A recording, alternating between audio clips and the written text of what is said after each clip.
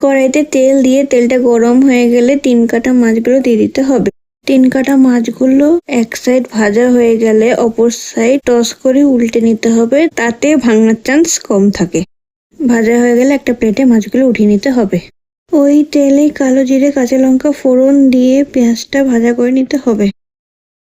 পেঁয়াজটা ভাজা হয়ে গেলে বেগুনগুলো দিয়ে অল্প নেড়ে শিমগুলো দিয়ে ভাজা করে নিতে হবে।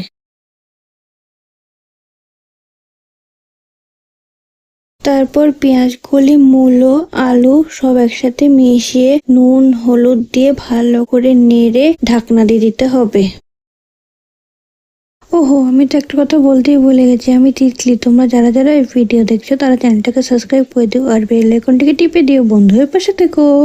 সবজিগুলো মজে গেলে ঢাকনা খুলে মাছটা দিয়ে মিশিয়ে নিয়ে আবারও ঢাকনা দিয়ে দিতে হবে। তেল বেরিয়ে গেলে ঢাকনা খুলে ওপর দিয়ে ধনেপাতা দিয়ে অল্প নেড়ে নামিয়ে নিতে হবে। আর একটা কথা বলবো, গরম গরম ভাতের সাথে দারুণ লাগে।